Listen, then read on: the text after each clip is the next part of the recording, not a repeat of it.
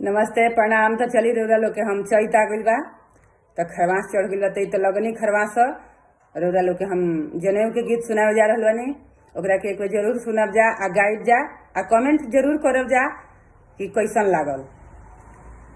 अरे काशी बनारस के बाग में बरुआ जगह ठाने ले हो।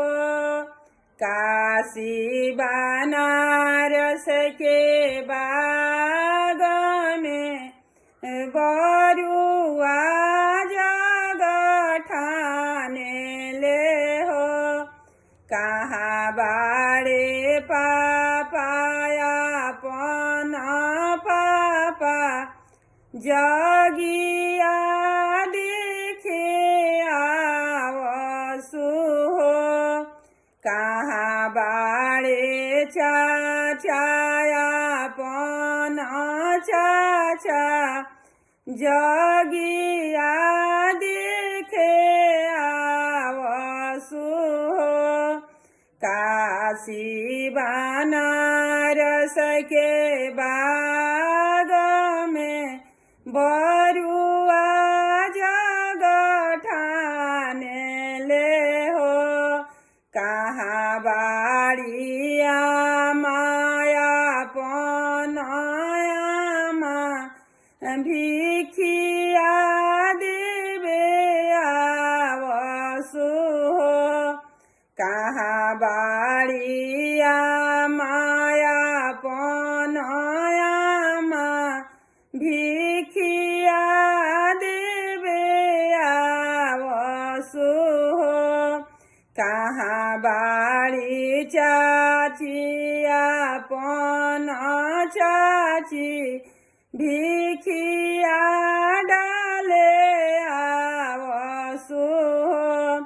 काशी बनारस के बाग में बरुआ जगह ठाने ले हो।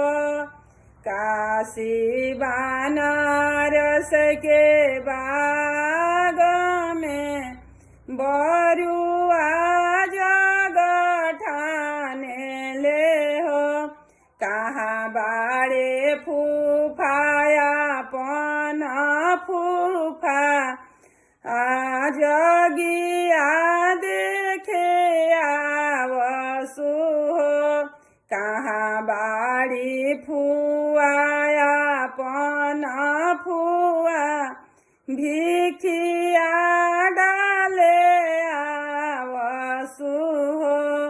भिखिया डाले आवसु हो।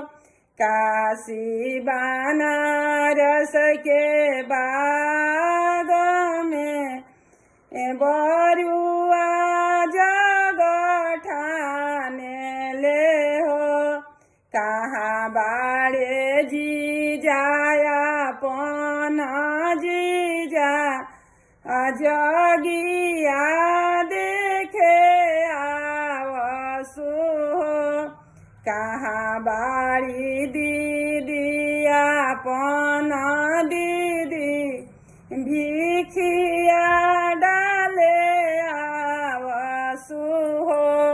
कमेंट में जरूर बताइब जा आ गाइब जा चैत में जनेऊ में कि कैसन लागल। Thank you.